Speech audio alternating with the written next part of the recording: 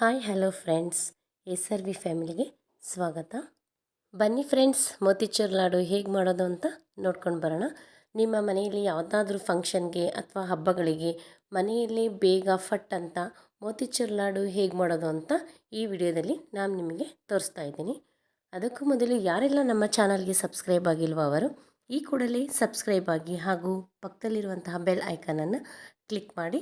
ನಾವು ಹಾಕುವಂತಹ ವಿಡಿಯೋಗಳು ನಿಮಗೆ ನೋಟಿಫಿಕೇಷನ್ ಬರುತ್ತೆ. ಬನ್ನಿ ಫ್ರೆಂಡ್ಸ್, ಹಾಗಾದರೆ ವಿಡಿಯೋ ಶುರು ಮಾಡೋಣ. ಮೊದಲು ಒಂದು ಬಾಣಲಿಗೆ 2 ಕಪ್ಪಷ್ಟು ಸಕ್ಕರೆ ತಗೊಳ್ಳಿ. ಅದಕ್ಕೆ 1 ಕಪ್ಪಷ್ಟು ನೀರು ಹಾಕ್ಕೊಂಡು ಅದನ್ನು ಸ್ವಲ್ಪ ಕುದಿಯೋಕೆ ಬಿಡಿ. ಸಕ್ಕರೆ ಕರಗ್ತಿದ್ದ ಹಾಗೆ ಈ ರೀತಿ ಸ್ವಲ್ಪ ತಿಕ್ಕಾಗಿ ಒಂದು ಎಡೆ ಹದ ಬರೋವರೆಗೂ ಸ್ವಲ್ಪ ಚೆನ್ನಾಗಿ ಕುದಿಸ್ಕೊಳ್ಳಿ. ನಂತರ ಅದಕ್ಕೆ ಸ್ವಲ್ಪ ಫುಡ್ ಕಲರ್ ಹಾಕ್ಕೊಂಡು ಒಂದು 2-3 ಡ್ರಾಪ್ಸ್ ನಿಂಬೆ ಹುಳಿನ ಅದಕ್ಕೆ ಹಾಕ್ಕೊಳ್ಬೇಕು. ನಿಂಬೆ ಹುಳಿ ಹಾಕೋದ್ರಿಂದ ಪಾಕ ತಿಕ್ಕಾಗಿರುತ್ತೆ. ನಾನಿಲ್ಲಿ 2 ಕಪ್ಪು ಕಡಲೆ ಹಿಟ್ಟು ತಗೊಂಡಿದ್ದೀನಿ. ನೀವಿಲ್ಲಿ ಜಾಸ್ತಿನಾದರೂ ತಗೊಳ್ಬೋದು. ಜಾಸ್ತಿ ಬೇಕು ಅಂದರೆ ಡಬಲ್ ಮಾಡ್ಕೊಬೋದು ಕ್ವಾಂಟಿಟಿನ.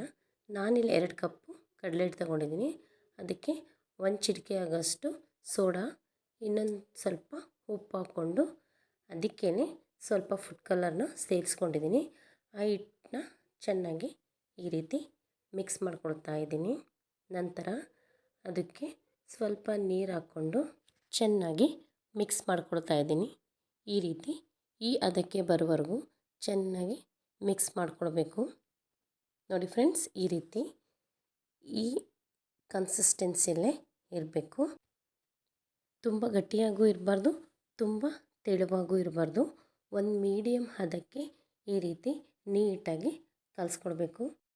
ನಾನಿಲ್ಲಿ ಮೊದಲೇ ಎಣ್ಣೆ ಬಿಸಿ ಮಾಡ್ಕೊಳಕ್ಕೆ ಇಟ್ಕೊಂಡಿದ್ದೆ. ಸ್ವಲ್ಪ ತುಂಬ ಬಿಸಿ ಆಗಬಾರ್ದು, ಒಂದು ಮೀಡಿಯಮಲ್ಲಿ ಬಿಸಿ ಆದಮೇಲೆ ಈ ರೀತಿ 1 ಸ್ಪೂನ್ ಸಹಾಯದಿಂದ ಈ ರೀತಿ ದಪ್ಪ ದಪ್ಪ ಹಾಕ್ಕೊಳ್ಬೇಕು. ಈ ರೀತಿ ಎಲ್ಲದೂ ಹಾಕ್ಕೊಂಡ್ಮೇಲೆ ಚೆನ್ನಾಗಿ ಸ್ವಲ್ಪ ಎಣ್ಣೆಲೆ ಫ್ರೈ ಮಾಡಬೇಕು. ಉರಿ ಜಾಸ್ತಿ ಇಟ್ಕೊಳ್ಳೋದೇನು ಬೇಡ, ಮೀಡಿಯಮ್ ಫ್ಲೇಮಲ್ಲೇ ಚೆನ್ನಾಗಿ ಬೇಯಿಸ್ಕೊಬೇಕು. ನೋಡಿ, ಈ ರೀತಿ ಎಲ್ಲ ಬೆಂದಮೇಲೆ ಇದನ್ನು ಒಂದು ಕಡೆ ಬೇರೆ ತಟ್ಟೆಗಾದರೂ ಅಥವಾ ಬಾಣಲೆಗಾದರೂ ಶಿಫ್ಟ್ ಮಾಡ್ಕೊಳ್ಳಿ. ನೋಡಿ, ಈ ರೀತಿ ಎಲ್ಲ ಚೆನ್ನಾಗಿ ಬೆಂದಿದೆ. ಎಣ್ಣೆ ಬಿಟ್ಕೊಳ್ಳೋ ತನಕ ನೀಟಾಗಿ ಬಿಟ್ಬಿಟ್ಟು ಆಮೇಲೆ ಇದನ್ನು ಒಂದು ತಟ್ಟೆಗೆ ಶಿಫ್ಟ್ ಮಾಡ್ಕೊಂಡಿದ್ದೀನಿ.